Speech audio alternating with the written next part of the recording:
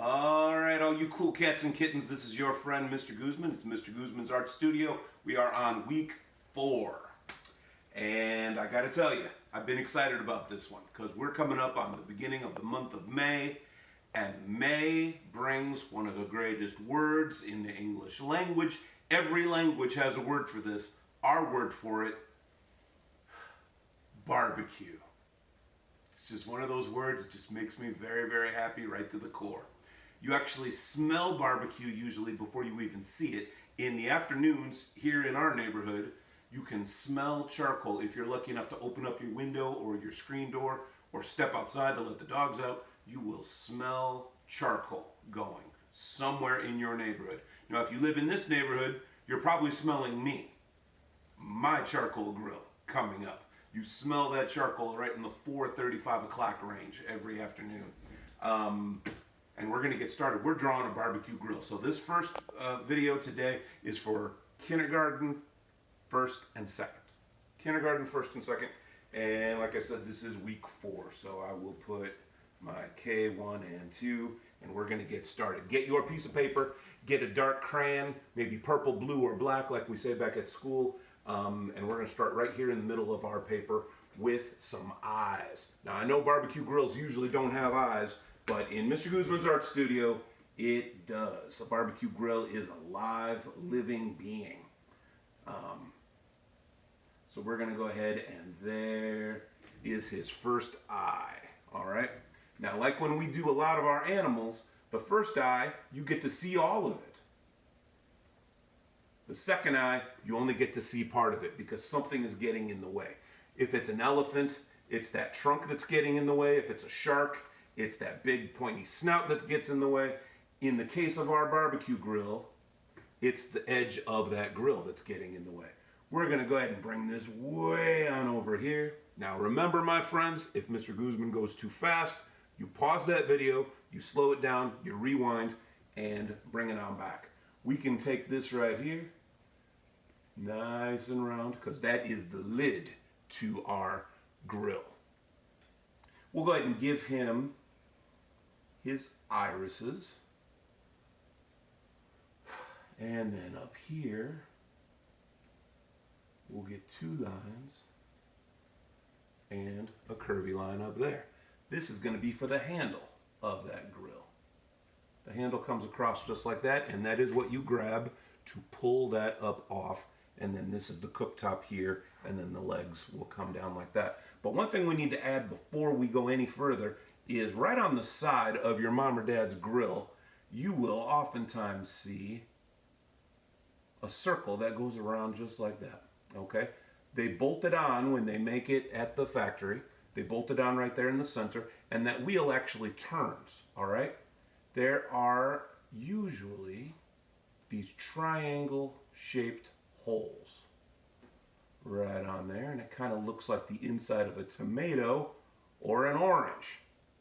But that's a shiny metal disc that is bolted on, and those are holes, and mom or dad can turn it. The reason they turn it is to make those holes bigger or smaller.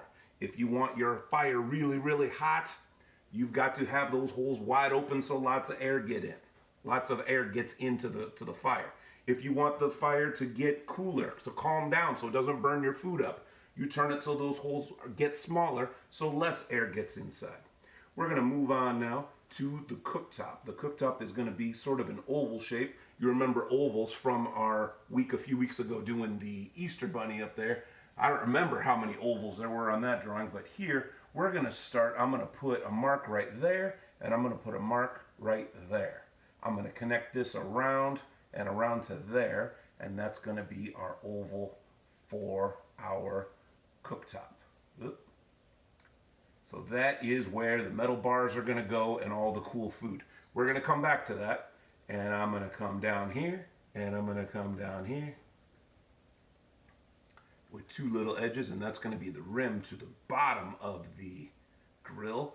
And then what they do is they call this a kettle grill because it's kind of shaped like a steel kettle. All right, we're going to go ahead now. Well, let's go ahead and get the rest of that rim on there. That helps make it look a little bit more real. We're going to go ahead and give him his legs we're going to put 2 legs on this one.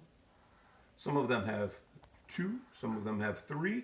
Mine actually has 4 with some wheels at the bottom. So I'm going to go ahead and finish. There's the legs. I will go ahead and put 2 donuts down here. They're not really donuts, they're just the wheels, so that you can move your grill from one side of the yard over to the other, one side of the deck to the other, or down in the driveway the way I used to grill. Back at our old house, I always grilled up in the front yard, right in the driveway. Loud and proud. So I put that bar in the middle. That is called the axle, and that is what allows the wheels to turn like that. So most of the grill I have. Now here's a question for you. Should I do the metal bars on there first and then draw the food on there? Or should I draw the food first and put the metal bars on there afterwards?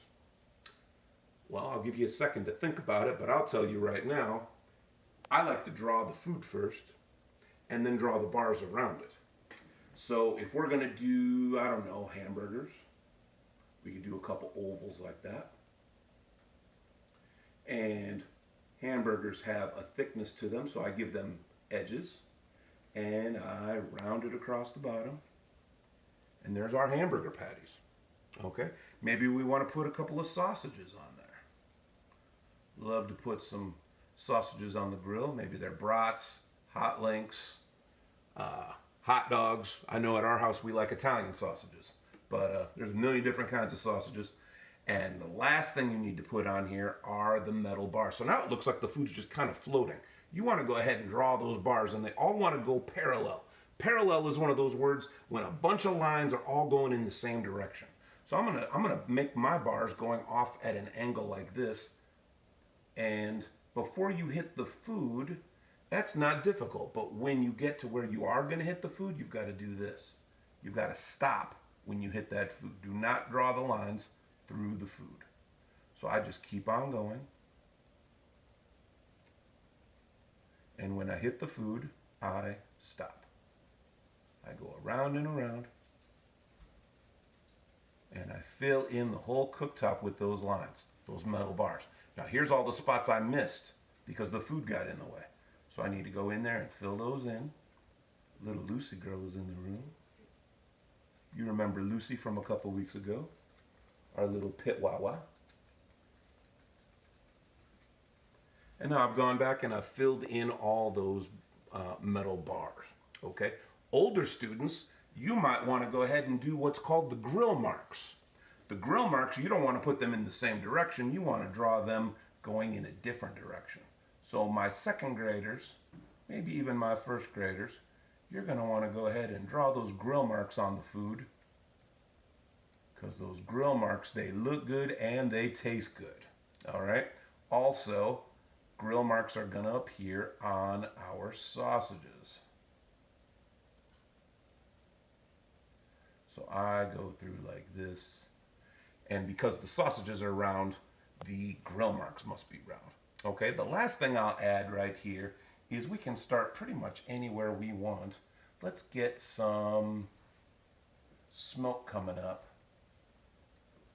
because the smoke is when you know. Later in the afternoons when it's warm out, you can start to smell those grills before you even see them. So we're going to come on over to my drawing table now. And here I've got one that I've already drawn. And I put a different kind of food on this one. Before we did burgers and hot dog sausages. On this one we've got a big juicy steak. So remember, in Mr. Guzman's art studio, when we're on our COVID-19 staycation, we get to dump our crayons out. Not in the classroom, but at home we do, as long as we promise to pick them up when we're done. All right?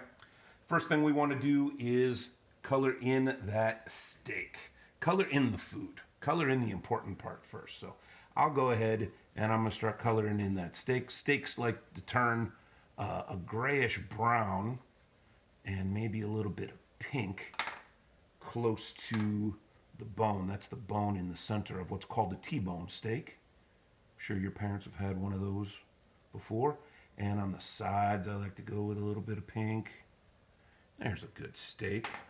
I'll grab my gray to color in the silver disc right here. That is the the air vent. We talked about that before. You could even use the gray to color in the handle. That goes up here at the top. All right. Some wheels. We could get some wheels colored in down here at the bottom.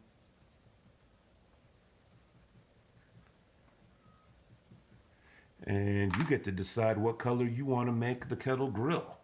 Usually, now the standard Weber kettle grill comes in black. It usually comes in black, and my first several grills came black. They were black like this. Black, shiny dome up on top. Here's the air vent that you would turn. Remember I said if you want the holes wide open to make it really, really hot inside that grill, if you want to cool the grill down, you turn it so the holes are smaller so less air gets in. Here's your handle. Here's his eyes looking at you. Here's the steak, and I put a couple of chicken wings on that grill. Here is the bottom of it, that's black, and here are our donut wheels, okay? Now, do you have to make it black? Of course not. That's just the standard. You go ahead and you make these any color you want them to be. So what I did was I went ahead and I drew a couple more. Here I made one all purple because I really do enjoy the color purple. I like that color quite a bit. And here, because we're gonna have 4th of July next month, I thought it would be cool to do a really patriotic one using red, white, and blue, the colors of our flag. You could even put stars on the top or bottom or on the wheels. Definitely get that smoke on there to make sure your neighbors know that you are grilling. All right? So I want you to go ahead and draw those up. I want you to color those up. And then I want you to try and, well, find me on YouTube. Find me at Mr. Guzman's Art Studio. Subscribe to that channel, and you'll be able to see all of these videos. I want you to go ahead and try to post a photo of your colored drawing. You should be able to put it right in the comments right there. I'm also on Class Dojo, and you can find me on Class Dojo. You can find me on YouTube and on certain spaces on Facebook. I want to see your drawings. All right? Show me what yours looks like, and I can't wait to see them. All right? Mr. Guzman loves you and misses you. I will see you next week. Talk to you soon. Bye.